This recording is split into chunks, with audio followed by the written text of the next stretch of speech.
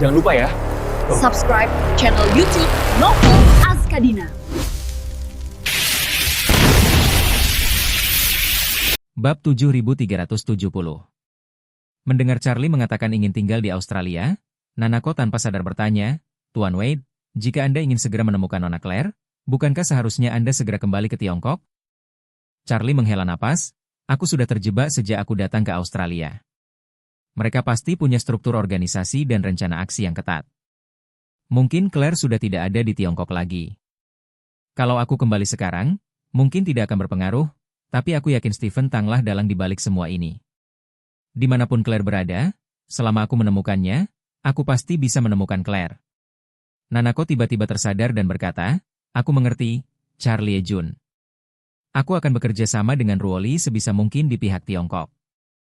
"Tenang saja." "Bagus." Charlie sangat bingung sehingga dia tidak mengatakan apapun lagi kepada Nanako dan menutup videonya.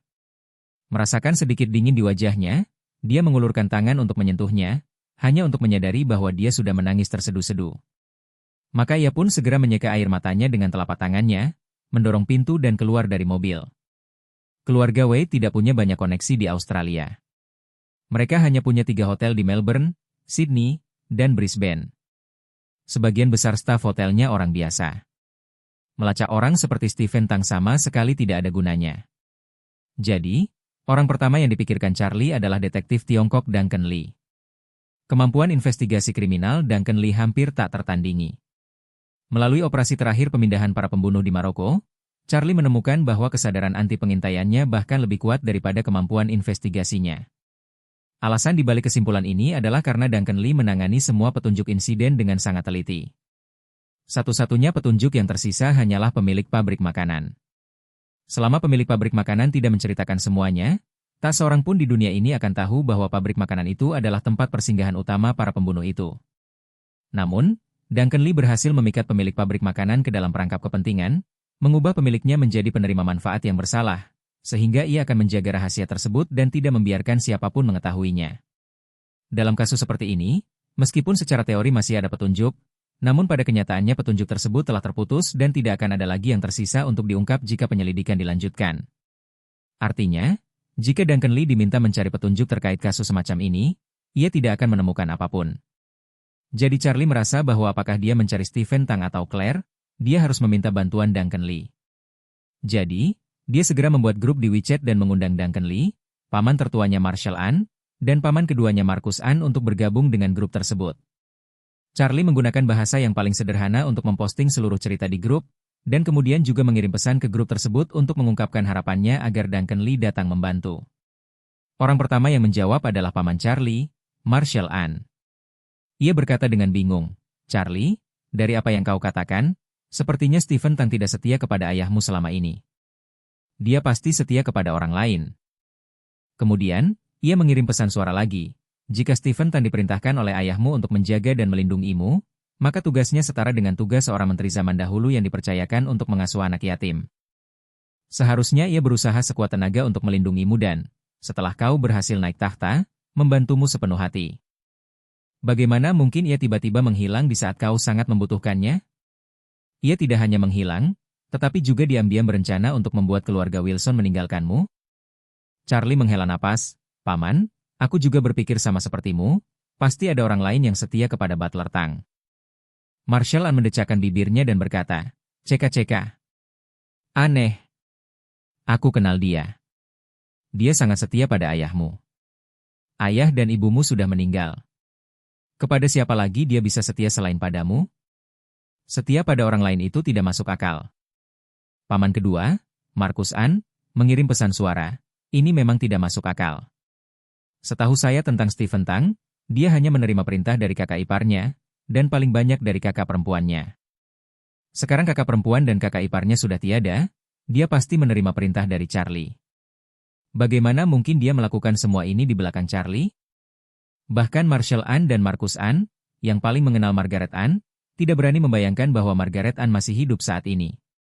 Bahkan Duncan Lee, yang telah memecahkan misteri yang belum terpecahkan sepanjang hidupnya, tidak menduga bahwa Margaret An mungkin masih hidup ketika dia melihat berita itu. Setelah menganalisis situasi secara singkat, ia mengungkapkan pikirannya, dengan berkata, Aku bertanya-tanya, mungkinkah Changing tahu bahwa perkumpulan Warriors dan menginginkannya mati? Jadi ketika ia mengatur urusannya dengan Stephen Tang, ia sudah membuat semua pengaturan ini? Marshall An berkata, Pak Tuali, apa yang kau katakan tidak masuk akal. Memang Changing yang mengatur Charlie pergi ke panti asuhan, tapi jelas bukan Changing yang mengatur Charlie menikahi gadis dari keluarga Wilson. Jadi bagaimana mungkin dia mengaturnya terlebih dahulu dan membiarkan Stephen Tang menggendong Charlie dan membawa pergi istri Charlie? Duncan Lee menjelaskan, saya pikir kemungkinan besar dia tidak begitu saja menyerahkan Stephen Tang kepada Tuan Muda Wade sebagai menteri kepercayaan, melainkan memberi Stephen Tang wewenang tertentu, yang memungkinkannya membentuk tim secara pribadi. Lagi pula, ini adalah tugas yang terencana dengan baik dan terkoordinasi dengan ketat, dan jelas bukan sesuatu yang bisa diselesaikan oleh segelintir orang. Meskipun konsep inti tim ini masih berfokus pada membantu Tuan Muda Wade, tindakan-tindakan spesifiknya dilakukan berdasarkan kesadaran subjektif Stephen Tang. Ketika Stephen Tang merasa bahwa gadis keluarga Wilson dan orang tuanya yang tinggal bersama Tuan Muda Wade akan memengaruhi rencana balas dendam Tuan Muda Wade, wajar saja jika ia akan mencoba segala cara untuk membuat keluarga Wilson meninggalkan Tuan Muda Wade. Marshall An dan Marcus An mengirim emoji jempol secara bersamaan. Marshall An berkata, saya pikir analisis Lawley paling dekat dengan kenyataan. Marcus An berkata, saya juga mendukung analisis Inspektur Lee. Charlie juga merasa analisis Duncan Lee benar. Ayahnya berpandangan jauh ke depan dan meninggalkan Stephen Tang untuk menjalankan misi melindungi dirinya sendiri selama 20 tahun. Mustahil baginya untuk tidak memberinya otonomi. Jadi, Stephen Tang mungkin diam-diam telah membentuk tim yang mematuhinya selama bertahun-tahun. Dia tidak memberitahu siapapun kecuali dirinya dan anggota timnya tentang keberadaan tim ini, bahkan dia sendiri tidak mengetahuinya. Jadi, katanya, Inspektur Lee, Butler Tang telah menghilang di Australia, tetapi saya curiga dia belum pergi. Saya ingin Anda segera menginstruksikan model AI untuk mencari Butler Tang di sistem jaringan darat. Saya ingin melihat apakah kita dapat menemukan jalur pergerakannya selama periode ini. Karena investasi yang besar, sistem jaringan darat Charlie telah menyebar ke bandara, dermaga, dan stasiun utama di seluruh dunia. Mesin penjual otomatis di berbagai negara telah diakuisisi oleh perusahaan cangkang besar keluarga Wade di seluruh dunia.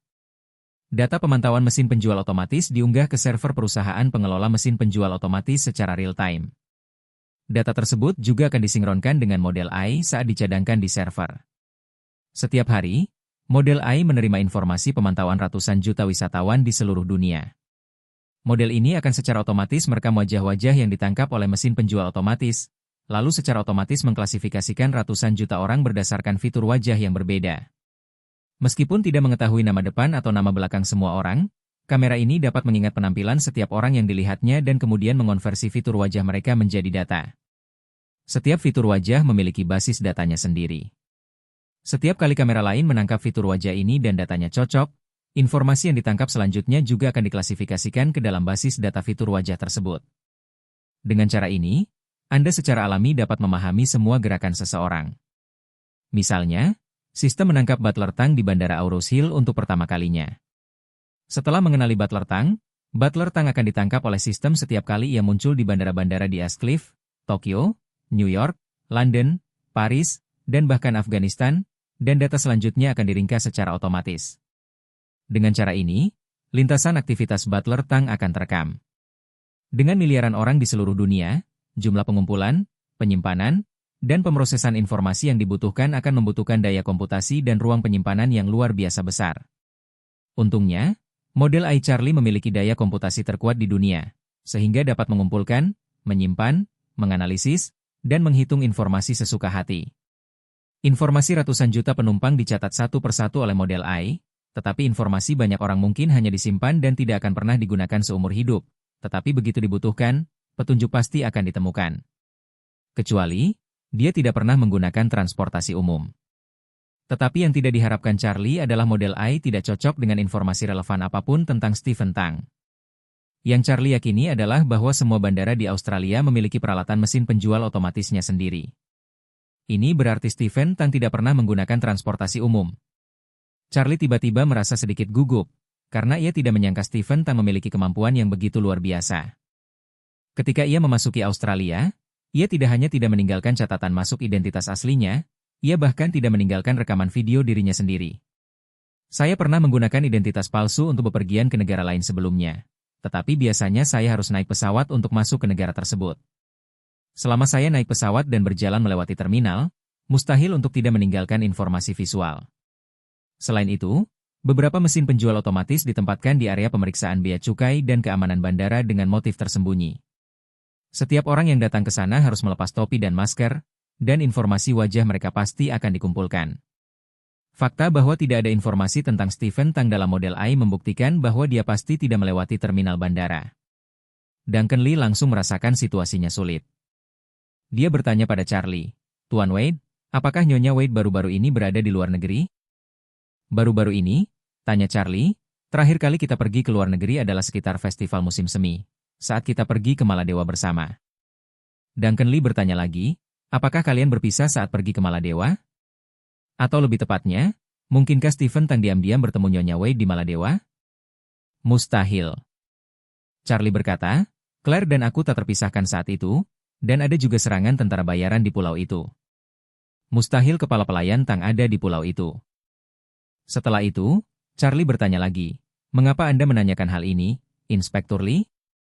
Duncan Lee berkata, "Pertama-tama, saya pribadi berpikir bahwa karena dia berhasil meyakinkan Nyonya Wade untuk membuat keputusan penting meninggalkan Tuan Muda Wade, dia pasti telah bertemu dengan Nyonya Wade, dan itu pasti di tempat yang sangat aman dan pribadi.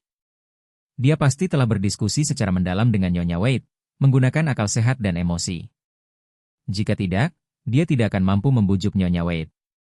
Kedua, jika Nyonya Wade baru sekali bepergian ke luar negeri, dan kali ini dia bersama Tuan Muda Wade sepanjang waktu, maka ini membuktikan bahwa nasihat tatap muka Stephen Tang kepada Nyonya Wade tidak terjadi di luar negeri, melainkan di Tiongkok. Mengingat Stephen Tang baru saja menghilang lagi di Australia, hal ini menunjukkan dua kemungkinan. Pertama, Stephen Tang belum meninggalkan Tiongkok sejak menghilang sebelumnya. Kedua, ia sudah meninggalkan Tiongkok saat menghilang, tetapi diam-diam kembali ke Tiongkok untuk membujuk Nyonya Wade. Tidak peduli yang mana, itu menunjukkan bahwa Stephen Tang jauh lebih kuat dari yang kita bayangkan. Karena, sejak sistem jaringan bawah tanah kami dibangun, kami belum pernah mendapatkan informasi apapun tentangnya. Jika ini kasus pertama, maka dia benar-benar menyembunyikan keberadaannya ketika dia meninggalkan Tiongkok menuju Australia kali ini. Jika kasus kedua, maka dia meninggalkan Tiongkok negara yang tidak dikenal untuk pertama kalinya, kembali ke Tiongkok dari negara yang tidak dikenal itu untuk kedua kalinya, lalu pergi dari Tiongkok ke Australia untuk ketiga kalinya. Dia berhasil menyembunyikan keberadaannya sepenuhnya setiap kali. Selain itu, mari kita bicara tentang keluarga Nyonya Wade. Jika dia bisa membawa Nyonya Wade dan keluarganya, yang jelas-jelas telah meninggalkan jejak kehidupan mereka, keluar dari Tiongkok tanpa jejak, itu sungguh tak terbayangkan. Untuk memiliki kemampuan seperti itu, dibutuhkan kekuatan pendukung yang sangat besar dan kuat, yang memberikan kemudahan dalam segala hal. Kekuatan pendukung ini mungkin lebih kuat dari yang kita bayangkan, bahkan lebih kuat dari kita. Marshall An menyela, "Apa itu benar-benar berlebihan, Pak Tuali?" Saat ini, aset Charlie, jika digabungkan dengan aset keluarga Wade dan An, mungkin bukan yang terbaik di dunia, tapi mungkin hanya kalah dari Warriors dan Society dan keluarga Rothschild. Stephen Tang hanyalah pengurus keluarga Wade. Bagaimana mungkin dia lebih berkuasa dari kita? Duncan Lee berkata, "Marshall, ini seperti melihat permen karet yang baru dikunyah di bulan. Saat kita melihatnya, kita tidak bisa membayangkan siapa yang begitu tidak berbudaya sampai pergi ke bulan dan meludahkan permen karet. Kita seharusnya memikirkan organisasi macam apa yang mampu mengirim orang ke bulan, dan menyuruh mereka mengunyah dan meludahkan permen karet di lingkungan vakum ultra tinggi bulan. Ini mengerikan. Dari apa yang saya lihat, saya pribadi merasa bahwa kekuatan di balik Stephen Tang bukan lagi sesuatu yang bisa digambarkan sebagai sebuah tim, melainkan sebuah kekaisaran." Bab 7371. Kata-kata Duncan Lee membuat semua orang, termasuk Charlie, merasakan hawa dingin di hati mereka. Stephen Tang adalah orang kepercayaan Changing Wade. Dia memang punya kemampuan, tapi mustahil baginya untuk memiliki kemampuan seperti itu. Charlie tak kuasa menahan diri untuk mengingat pengalamannya di kuil King Zhao di luar pegunungan Siwan. Sepertinya memang ada monster besar di kegelapan, sama seperti dirinya, yang menentang perkumpulan Warriors Den. Akan tetapi, dia benar-benar tidak dapat mengetahui dari mana makhluk besar ini berasal. Tetapi satu-satunya hal yang patut disyukuri adalah bahwa organisasi ini bukanlah musuh. Tetapi meskipun pihak lain itu bukan musuh, tindakan mencampuri kehidupan pribadinya secara paksa membuat Charlie sangat marah. Duncan Lee kemudian menambahkan, "Ngomong-ngomong, Tuan Wade, Saya sarankan kita mencari informasi istri dan keluarga Anda di jaringan kereta bawah tanah kita untuk melihat apakah mereka menggunakan transportasi umum. Charlie menghela napas, kurasa tidak. Stephen Tang punya rencana yang matang. Dia seharusnya tidak menganggap enteng hal-hal seperti itu. Duncan Lee berkata, dalam investigasi kriminal, terkadang kita menemukan petunjuk yang kita tahu mustahil. Namun, menurut peraturan profesional, kita harus melakukan investigasi yang sebenarnya dan memastikan bahwa petunjuk tersebut 100% mustahil sebelum menyerah. Charlie tahu bahwa pekerjaan polisi sangat ketat dan memiliki standar pelaksanaan yang ketat.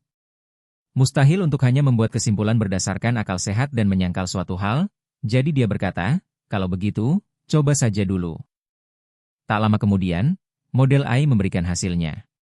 Duncan Lee berkata, sistem jaringan darat memang belum menangkap Nyonya Wade dan keluarganya dalam 2 hari terakhir. Dari sini, kami dapat yakin bahwa mereka meninggalkan Aurous Hill melalui jalur khusus. Charlie berkata dengan suara serak di antara kerumunan, Inspektur Lee, saya mohon bantuan Anda untuk melacak keberadaan Stephen Tang dan menemukan organisasi serta dalang di balik Stephen Tang. Selama periode ini, semua sumber daya dan personel siap membantu Anda. Saya harap Anda tidak menolak. Duncan Lee segera berkata, Tuan Wade, Anda terlalu sopan. Anda telah menyelamatkan hidup saya, jadi saya tidak punya pilihan selain melakukan ini. Kemudian, ia mengirim pesan lain, bagaimana dengan ini, Tuan Wade? Saya akan berangkat malam ini dan akan ke Australia dulu untuk melihat apakah saya bisa menemukan petunjuk. Namun, saya sarankan kita membentuk tim lain, dimulai dari Aurous Hill, untuk melacak pergerakan istri Anda dan keluarganya yang beranggotakan 3 orang. Petunjuk ini seharusnya lebih mudah diselidiki daripada petunjuk Stephen Tang. Charlie buru-buru berkata, Inspektur Lee, saya telah meminta bantuan keluarga He dan ninja keluarga Ito dari Jepang untuk membantu penyelidikan. Mereka memiliki kekuatan dan kewaspadaan anti pengintaian yang memadai, dan mereka seharusnya dapat melacak tersangka lebih cepat daripada polisi biasa. Namun, Anda akan bertanggung jawab atas semua orang ini saat itu. Saya akan meminta penanggung jawab untuk melaporkan perkembangannya kepada Anda secara langsung dan mengikuti instruksi Anda. Bagus sekali, kata Duncan Lee. Karena Nyonya Wei tidak naik transportasi umum, mari kita mulai dengan memeriksa kamera pengawas di kompleks perumahanmu. Jika Nyonya Wei pergi berjalan kaki, mintalah dia memeriksa jenis transportasi yang dia gunakan dan di mana dia berakhir. Jika dia naik transportasi lain, mintalah dia memeriksa di mana dia berakhir juga. Terus periksa sampai petunjuknya terungkap. Baiklah, kata Charlie, aku akan segera memberitahu mereka. Duncan Lee berkata, silakan buat grup. Saya akan berkomunikasi langsung dengan mereka agar Anda tidak perlu bertukar pesan. Tidak masalah, kata Charlie, aku akan meminta kakek untuk mengatur pesawat pribadi untuk membawamu ke Australia saat kamu siap. Sekarang. Daerah makmur di Houston, AS. Duncan Lee dan keluarganya baru saja menikmati makan malam di rumah baru mereka, yang mereka beli dengan tambahan $1 juta AS. Perut putrinya Li Yuanyuan sudah sangat besar dan hari persalinannya sudah dekat. Jadi dia merasa kewalahan setelah makan malam dan kembali ke kamarnya untuk beristirahat ditemani suaminya San Hui. Pada saat ini, istri Duncan Lee, Chen Junmei sedang mengenakan celemek dan mencuci piring. Duncan Lee baru saja menyelesaikan obrolan grup dengan Charlie dan kedua pamannya di halaman, dan segera kembali ke rumah dan berkata kepada istrinya, Junmei, aku harus pergi ke Australia, segera berangkat. Pergi ke Australia? Terburu-buru? Chen Junmei terkejut dan berkata, hari persalinan Yuanyuan sebentar lagi. Ada apa? Kamu harus pergi sekarang. Jangan biarkan hal itu memengaruhi kesempatanmu untuk punya cucu. Telah dipastikan bahwa bayi dalam kandungan Li Yuanyuan adalah laki-laki, dan hari perkiraan lahirnya sudah dekat. Menantu laki-laki San Hui telah dengan senang hati menerima lamaran keluargaan dan memutuskan untuk membiarkan anaknya mengambil nama keluarga ibunya, Li. Dari sudut pandang tradisional Tiongkok, karena sang cucu telah mengambil nama keluarga gadisnya, maka ia bukan lagi cucu laki-laki betulan, melainkan cucu laki-laki. Keluarga Li hanya memiliki 1 putra hingga generasi Duncan Lee. Soal Li Yuanyuan. Duncan Lee awalnya bersiap dimarahi ayahnya setelah bertemu dengannya di akhirat, tetapi ia tidak menyangka keluargaan akan membantunya membalikan keadaan. Baik putra maupun cucu, mereka semua mewarisi separuh garis keturunan keluarga. Dari sudut pandang ini, tidak ada perbedaan. Perbedaan yang sebenarnya terletak pada nama keluarga. Di Cina, nama keluarga bukan hanya sekedar kata, tetapi merupakan warisan keluarga. Bahkan jika seorang anak perempuan menikah dengan seseorang yang memiliki nama keluarga yang sama, nama keluarga Li dari keluarga ini akan sepenuhnya berbeda dengan nama keluarga Li dari keluarga itu. Nama generasi keluarga Li dalam keluarga ini mungkin adalah Yu Yan Tan Feng Lian, Cheng Zhen Tian Inhan, Dai Yuzi Junshu, Mao Ken Pei Ming Yuan. Nama generasi keluarga Li yang lain mungkin adalah Wei Zhengbo adalah orang yang berbudi luhur dan bijaksana, prestasinya bersinar terang. Awan keberuntungan mengabarkan pemandangan yang indah, dan bulan yang terang merayakan negara yang baik.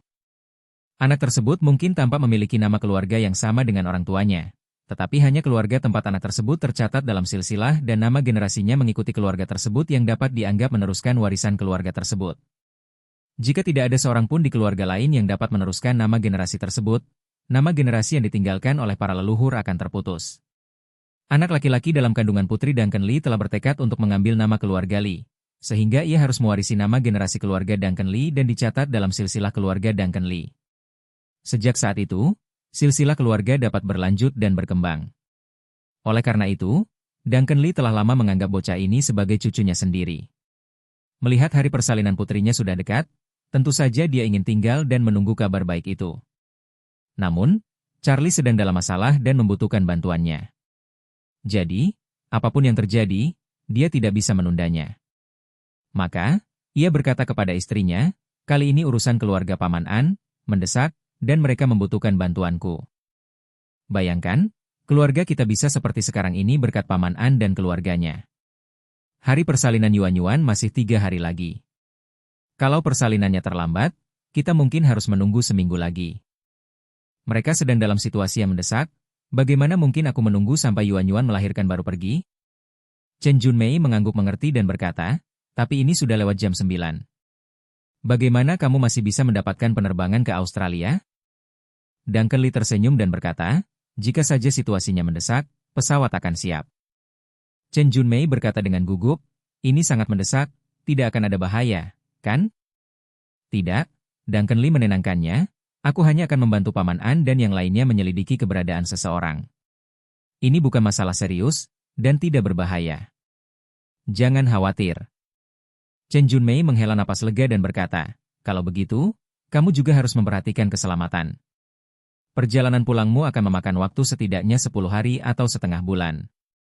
Kurasa saat kamu pulang, cucu-cucumu sudah pulang. Kami akan menunggumu pulang dengan selamat. Oke. Duncan Lee tersenyum dan berkata, kalau terjadi apa-apa pada putriku, segera pergi ke rumah sakit. Jangan lupa kabari aku kalau ada kabar. Bab 7372. Ketika Duncan Lee terbang ke Australia, banyak ninja Jepang juga berangkat dan langsung menuju Cina. Berkat kebijakan bebas visa Tiongkok dalam beberapa tahun terakhir, ratusan ninja tidak perlu melalui prosedur apapun. Mereka dapat langsung mengambil paspor dari berbagai bandara dan naik pesawat charteran yang disediakan oleh keluarga Ito ke Tiongkok. Ruo Li Su membawa keluarga He untuk memulai penyelidikan tanpa menunggu kedatangan ninja. Dia meminjam beberapa personel keamanan dari keluarga Su dari saudara perempuannya Xiu Su, dan menyuruh mereka meretas sistem pengawasan dan pengawasan jalan Thomson Yipin, dan segera mengambil semua video pengawasan selama 2 hari terakhir. Saat mereka menganalisis video tersebut, mereka dengan cepat menemukan rekaman keluarga Claire pergi dengan kendaraan komersial. Namun, yang mengejutkan Ruo Li Su adalah ketika mobil itu melewati kamera pengawas, jendela mobil tidak dapat menangkap bagian dalam mobil sama sekali. Kaca belakang awalnya dilapisi film privasi yang sangat hitam, sehingga Anda tidak bisa melihat apapun di dalam mobil. Namun, kaca depan secara misterius berubah menjadi cermin di bawah kamera pengawas. Ruo Li Su tidak terlalu peduli pada awalnya, tetapi ketika dia terus melacak melalui pengawasan dan mencapai jalan raya, sesuatu yang aneh terjadi. Pengawasan di jalan raya tidak mencakup seluruh area. Citra pengawasan dibagi menjadi beberapa bagian, dan setiap bagian berjarak setidaknya 1 kilometer. Jadi, pada citra pengawasan sebelumnya, mobil yang ditumpangi Claire masih terekam dengan sangat jelas, tetapi pada citra pengawasan berikutnya, 7 mobil yang identik muncul. Ruo Li Su tercengang. Ia berseru, apa-apaan ini? Dari mana mobil-mobil ini berasal? Teknisi keluarga Su menjelaskan, nona kedua, mobil-mobil ini muncul tiba-tiba. Sepertinya mereka sudah menunggu di jalan. Namun, sebelumnya mereka tidak berada dalam satu frame, dan sekarang semuanya berkumpul. Ruo Li Su memperbesar gambar itu, mengamati setiap mobil dengan saksama, mengerutkan kening, dan berkata, mobil-mobil ini terlihat persis sama, tidak ada plat nomornya, tidak ada yang istimewa. Sekarang mustahil untuk membedakan mobil mana yang ditumpangi Nyonya Wade. Kemudian, dalam rekaman pengawasan berikutnya, mobil yang sama terus bertambah. Sambil terus melacak rekaman CCTV, teknisi itu berkata dengan bingung, "Nona kedua, jumlah kendaraan dengan merek dan model yang sama terus bertambah. Selain itu, kami melihat dalam rekaman CCTV bahwa mereka terus-menerus menyalip satu sama lain. Kemungkinan besar, kondisinya tetap sama meskipun kami tidak dapat menangkapnya. Artinya, pada dasarnya mustahil bagi kami untuk menemukan kendaraan target." Ekspresi Ruolisu serius, pihak lain tidak hanya datang dengan persiapan, tetapi mereka juga sedikit terlalu siap. Teknisi lain berseru, "Nona kedua, sudah ada mobil yang keluar dari jalan tol dari sini. Haruskah kita terus melacak mereka saat mereka keluar dari jalan tol?" Ruolisu berkata, "Kita tidak bisa memastikan kendaraan mana yang menjadi target. Jika kita harus melacak setiap mobil, kita sendiri mungkin tidak cukup." Setelah mengatakan itu, Ruolisu memikirkan sebuah detail dan bertanya dengan cepat lihat jalur mana yang mereka ambil untuk keluar dari jalan raya. Apakah itu jalur manual atau ETC? Teknisi itu mengambil rekaman video dari gerbang tol dan berkata, "Nona kedua, ini ETC."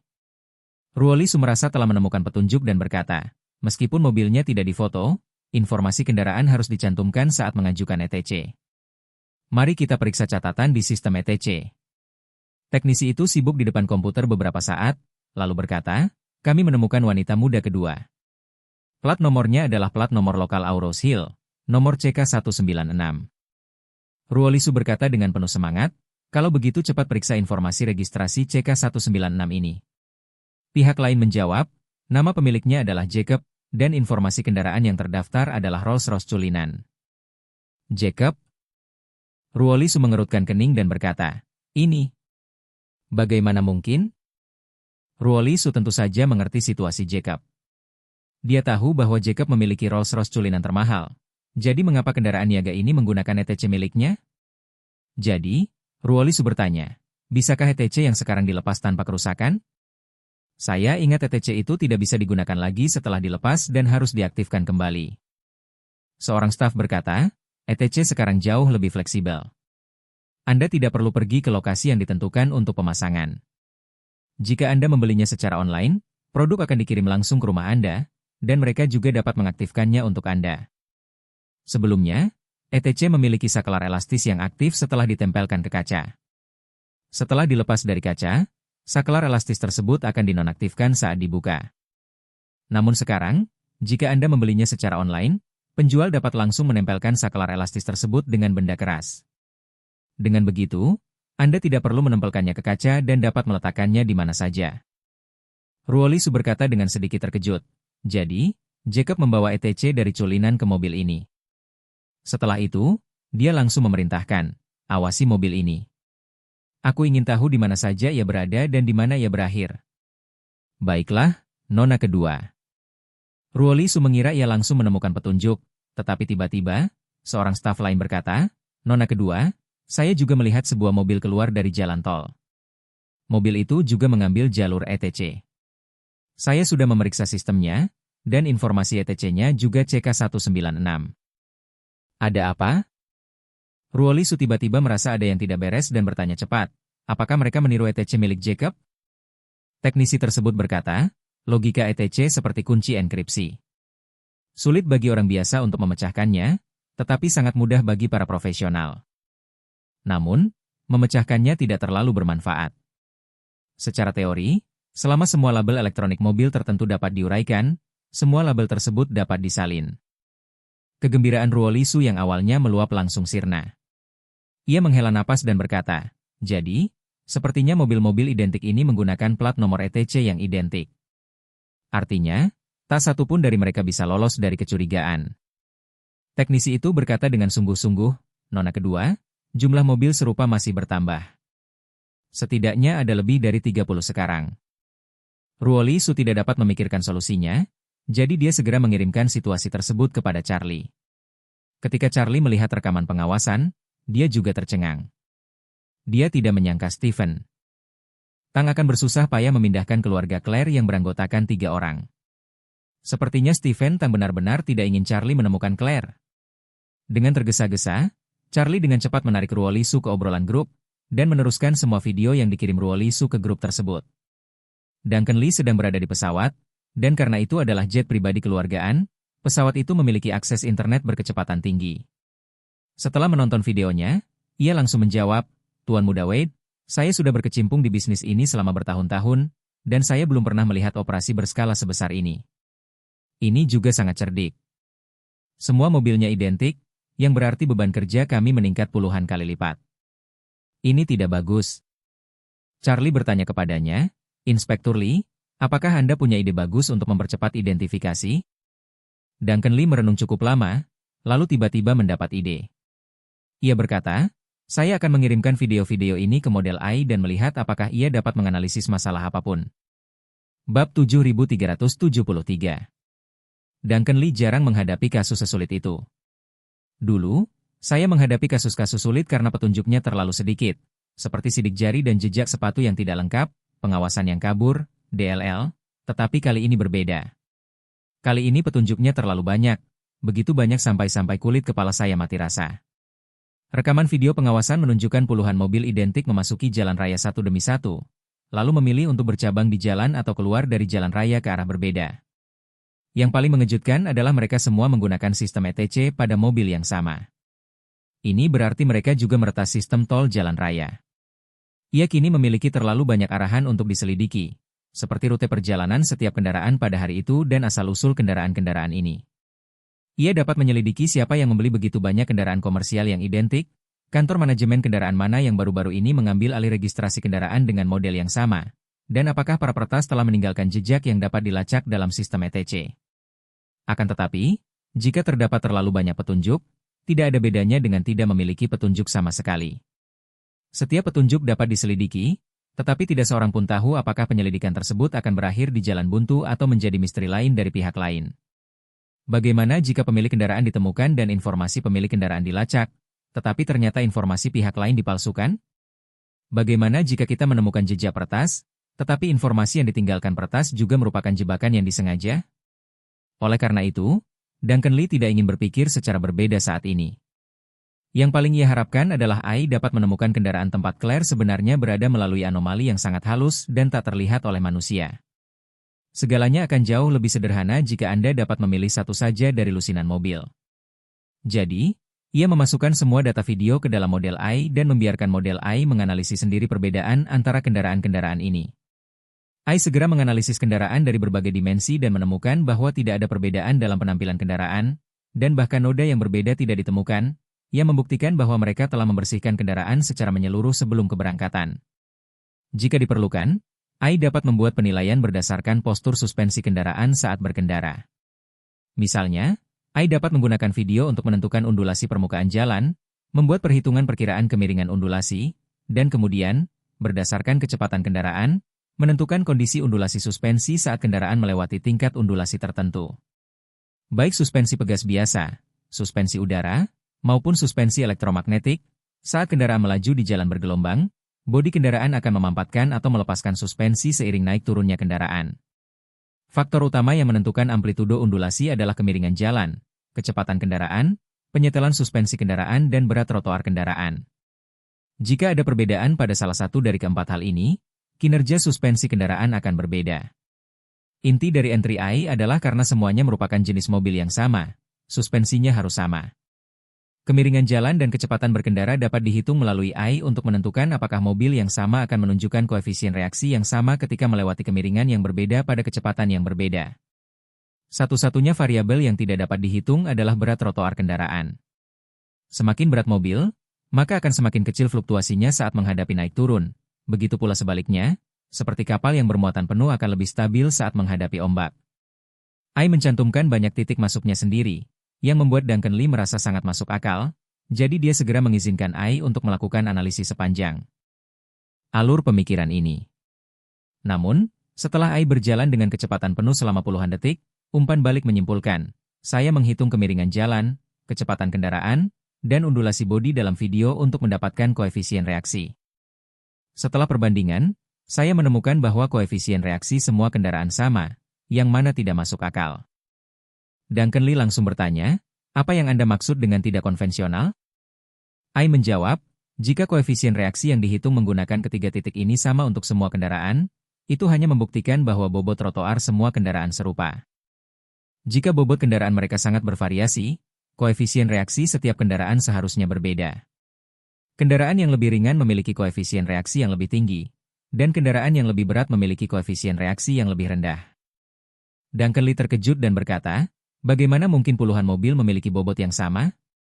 Bahkan jika kendaraan lain melaju cepat, konsumsi bahan bakarnya akan berbeda karena jarak tempuhnya berbeda. Jika ada perbedaan konsumsi bahan bakar, bobotnya juga akan berbeda. Ai menjawab, karena videonya kurang akurat, analisis saya tentang tinggi suspensi memiliki kesalahan setidaknya 1 cm, dan perbedaan beratnya seharusnya berada dalam kesalahan analisis. Artinya, jika akurasi saya bisa setinggi 2 angka desimal, maka kesalahannya hanya 3 angka desimal, yang berada di luar jangkauan penilaian saya. Melalui perhitungan keseluruhan, jika perbedaan berat mereka tidak melebihi 5 kg, saya tidak akan dapat menganalisis perbedaannya. Duncan Lee hampir mengumpat saat itu juga. Meski tidak jelas mobil mana yang ditumpangi Claire, yang pasti sedikitnya ada 4 orang di dalam mobil itu, termasuk pengemudi. Berat puluhan mobil lainnya sama dengan yang ini, yang membuktikan bahwa, pertama-tama, mobil Claire memiliki fungsi penimbangannya sendiri, yang dapat menghitung berat trotoar seluruh mobil segera setelah keluarga mereka masuk ke dalam mobil. Kedua, terbukti bahwa kecepatan reaksi kendaraan lain sangat cepat. Hanya setengah jam kemudian, mereka bertemu dengan mobil Claire di jalan raya satu persatu. Ini membuktikan bahwa mereka menyelesaikan penyesuaian berat badan mereka sendiri dalam waktu yang sangat singkat dan bahkan dapat menghitung perkiraan konsumsi bahan bakar. Berat kosong kendaraan ini sekitar 2 ton. Untuk mengangkut 4 orang dewasa, bobotnya setidaknya akan bertambah hampir 300 kg. Untuk kendaraan seberat 2.300 kg, perbedaan beratnya dapat dikontrol hingga 5 kg, yang sangat presisi. Duncan Lee bertanya kepada Ai, berdasarkan data saat ini, adakah cara untuk menemukan perbedaan antara kendaraan-kendaraan ini? Ai menjawab, rekaman video saat ini semuanya adalah rekaman pengawasan, yang akurasinya terbatas. Kami membutuhkan data yang lebih akurat untuk analisis.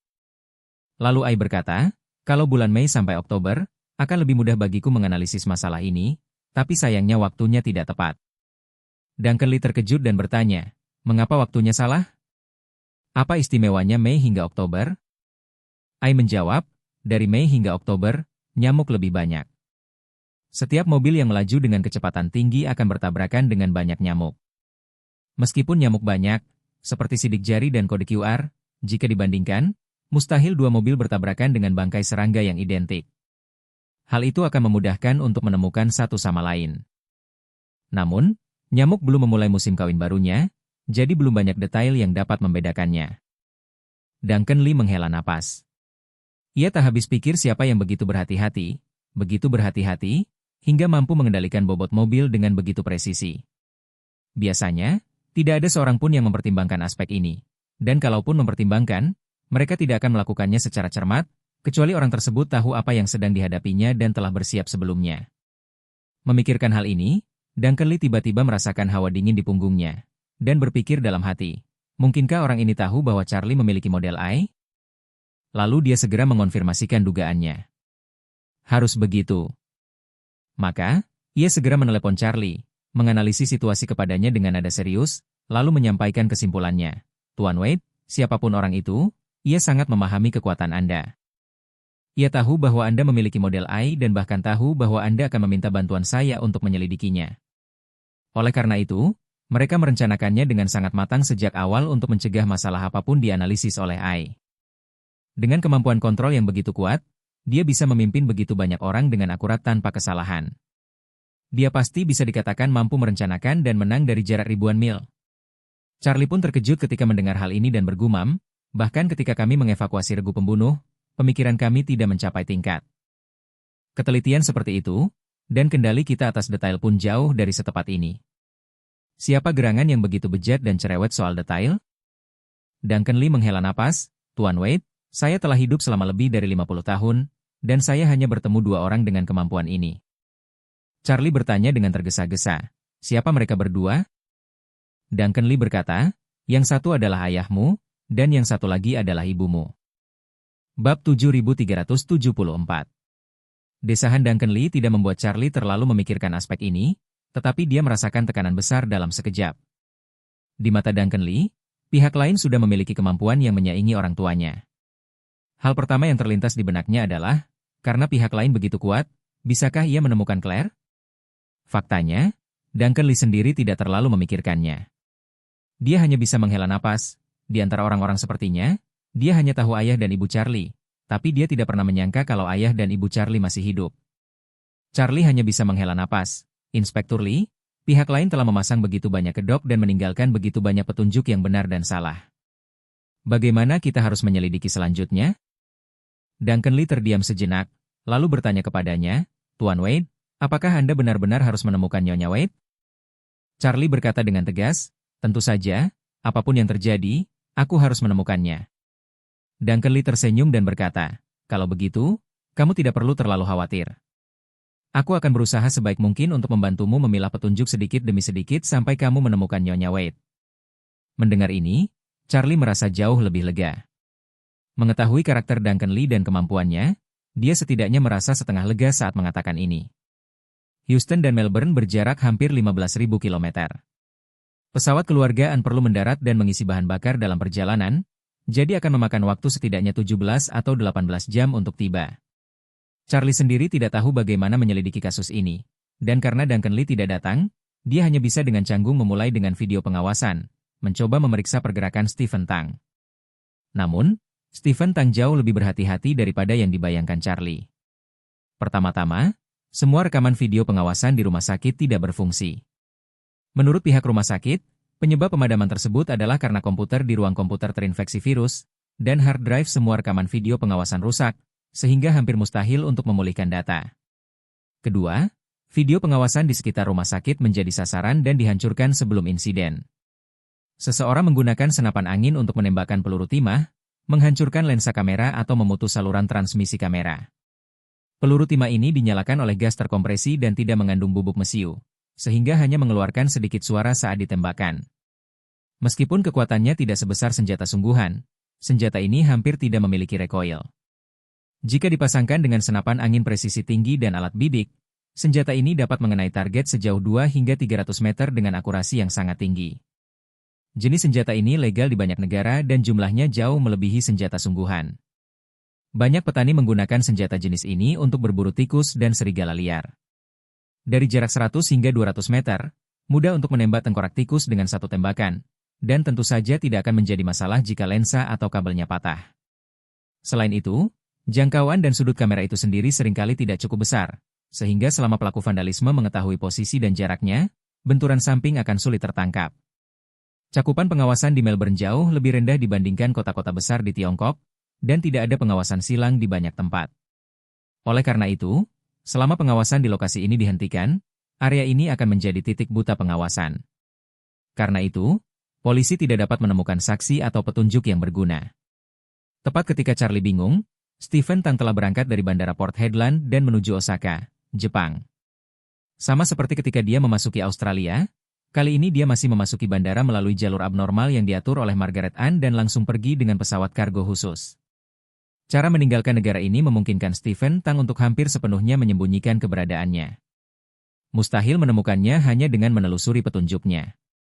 Kecuali seseorang dapat menemukan orang kunci dan meminta petunjuk darinya, seseorang akan berada dalam kegelapan. Sementara itu, di Pavilion Emas di Kyoto, kuil yang sangat terkenal di Jepang ini sekarang ditutup sepenuhnya. Biasanya, kuil Kinkakuji direnovasi setiap 1 atau 2 tahun sekali, tetapi sebagian besar renovasinya tidak terlalu besar. Renovasinya hanya berupa pengecatan ulang, pelapisan emas, dan beberapa perbaikan, yang dapat diselesaikan dalam beberapa malam. Namun kali ini, kuil Kinkakuji mengumumkan bahwa beberapa bangunan telah menjadi berbahaya karena usianya, sehingga perlu menjalani renovasi besar-besaran dan akan ditutup setidaknya selama 1,5 bulan. Margaret Ann menetap di sini pada saat ini. Jingking telah tiba secara diam-diam beberapa hari lebih awal darinya dan telah berkomunikasi dengan muridnya, Kepala Biara Kuil Kinkakuji. Kepala Biara Kuil Kinkakuji bernama Kongin, seorang biksu berusia 125 tahun yang telah mencapai pencerahan. Meskipun usianya sudah senja, hasratnya terhadap agama Buddha tidak berkurang sedikit pun. Murid-muridnya pernah menunjukkan video ceramah guru Jingking kepadanya, dan Kong In sangat terkesan dengan pemahaman guru Jingking yang mendalam tentang agama Buddha. Kong In yakin bahwa setelah menjadi biksu selama 110 tahun, pemahamannya terhadap agama Buddha masih kurang dari 60% hingga 70% dari Jingking, jadi dia dengan tegas memutuskan untuk menjadikan Jingking sebagai gurunya dan membiarkannya menjadi pembimbing terakhirnya. Tahun lalu, Kong In pergi ke Gunung Putuo secara langsung, yang rencananya untuk pertukaran ajaran Buddha antara biksu Tiongkok dan Jepang. Tetapi pada kenyataannya, ia memanfaatkan kesempatan ini untuk bertemu Jingking dan meminta untuk menjadi muridnya secara langsung. Jingking awalnya enggan menerimanya, tetapi Kong In sangat terobsesi dengan ajaran Buddha yang ia analisis. Ia tidak hanya berlutut dan memohon di hadapan Jingking, tetapi bahkan dengan sungguh-sungguh meminta Jingking untuk menjadi muridnya di hadapan media dari Tiongkok dan Jepang. Kong In melakukan ini bukan untuk melakukan penculikan moral. Ia awalnya adalah seorang tokoh terkemuka dalam komunitas Buddha Jepang. Jika ia benar-benar menjadi murid Jingking muda di depan umum, itu sama saja dengan merendahkan status seluruh komunitas Buddha Jepang. Namun, ia tetap tidak peduli, karena ia sangat percaya pada pepatah Tiongkok, yaitu jika Anda mendengar kebenaran di pagi hari, Anda bisa mati di malam hari. Ia berharap bahwa di tahun-tahun terakhirnya, ia akan mempunyai kesempatan untuk memahami ajaran Buddha paling mendalam yang ada saat ini. Lagi pula, kitab suci Buddha yang ditulis ribuan tahun lalu bukanlah sesuatu yang dapat dipahami semua orang. Semakin dalam kajiannya, semakin dalam pula pemahamannya. Ajaran Buddha bagaikan praktik spiritual. Sekalipun Anda hanya satu tingkat lebih tinggi dari yang lain, tetap saja ada perbedaan yang sangat besar. Jingking takut Kong In benar-benar akan melakukan hal ini dan membuat terlalu banyak keributan hingga menarik perhatian yang tidak perlu. Jadi dia dengan enggan membuat perjanjian pribadi untuk menerima Kong In sebagai murid anonim dan mengajarinya agama Buddha. Tetapi dia tidak diizinkan untuk mengungkapkan hubungan guru-murid kepada siapapun. Kong In telah mempelajari agama Buddha selama 110 tahun dan sangat taat pada Dharma. Karena Jingking setuju untuk mengajarinya Dharma, ia akan sepenuhnya mematuhi semua persyaratan lainnya. Oleh karena itu, tidak seorang pun di dunia luar tahu bahwa kedua orang yang usianya terpaut beberapa dekade ini sebenarnya memiliki hubungan guru-murid. Beberapa hari yang lalu, ketika ia mengetahui bahwa Jingking ingin datang ke kuil Kinkakuji untuk berlatih retret selama beberapa waktu, ia segera mengatur agar kuil Kinkakuji dibangun kembali dan meninggalkan salah satu halaman paling rahasianya untuk Jingking. Ia tidak hanya tidak mengunjunginya, tetapi juga dengan tegas melarang orang lain di kuil untuk mendekat. Margaret Ann dan Suster San beserta kelompoknya tinggal di sini untuk sementara waktu. Saat itu, Jingking sedang menyampaikan ajaran Buddha kepada Kong In di ruang meditasinya. Margaret Ann sedang sendirian di halaman, menatap pohon-pohon pinus tua dengan kuncup-kuncup yang baru tumbuh dalam keadaan tak sadarkan diri. Suster San berjalan melintasi koridor halaman dan segera menghampirinya. Ia berbisik dengan hormat, "Nyonya, Stephen sudah berangkat dan diperkirakan tiba di Osaka 8 jam lagi. Saya sudah mengatur seseorang untuk menjemputnya dan membawanya ke Kyoto sesegera mungkin." Margaret Ann mengangguk dan bertanya padanya, "Apa yang terjadi di sana, Charlie?" Suster San berkata, "Kami telah mengatur sejumlah orang untuk menyelidiki di Tiongkok, dan keluarga itu juga telah mengirim sejumlah ninja untuk membantu." Margaret Ann berkata dengan tenang, "Tidak masalah. Biarkan mereka menyelidiki. Bagaimanapun cara mereka menyelidiki, petunjuk-petunjuk akan terputus di beberapa titik kunci. Dengan begitu banyak pemutus arus, mustahil semuanya akan gagal." Suster San menambahkan, "Tetapi saya baru saja mendengar bahwa Inspektur Lee telah berangkat ke Melbourne dari Houston." Margaret Ann sedikit mengernyit dan berkata, "Inspektur Lee? Duncan Lee?" "Ya." Suster San mengangguk, "Tuan muda telah menyelamatkan nyawanya. Saya rasa sekaranglah saatnya baginya untuk membalas budi." Margaret Ann mengerutkan bibirnya. Sejenak, lalu berkata dengan sungguh-sungguh, "Yalin itu masalah. Baginya, dengan waktu yang cukup, kasus apapun bisa diselesaikan. Menyelidiki kita seharusnya bukan tugas yang sulit. Dengan kemampuannya, 1 atau 2 tahun sudah cukup." Suster San berkata dengan cemas, 1 atau 2 tahun adalah waktu yang terlalu singkat. Kemungkinan Tuan Muda melampaui perkumpulan warriors dan dalam 1 atau 2 tahun sangatlah kecil. Margaret Ann tersenyum dan berkata, "Tidak apa-apa. Duncan Lee orang yang cerdas. Kalau dia benar-benar punya petunjuk tentang situasi kita, aku akan menemuinya. Dia pasti akan menghormatiku." Pada titik ini, ekspresinya membeku, dan dia berkata dengan sungguh-sungguh, "Apapun yang terjadi, yang terpenting adalah jangan menunda perkembangan Charlie." Waktu Victoria hampir habis. dia hanya akan semakin gila dan histeris. Charlie harus bersiap sepenuhnya. Kalau tidak, jika Victoria mengerahkan seluruh kemampuannya, keluarga Anne dan keluarga Wade akan menjadi sasarannya.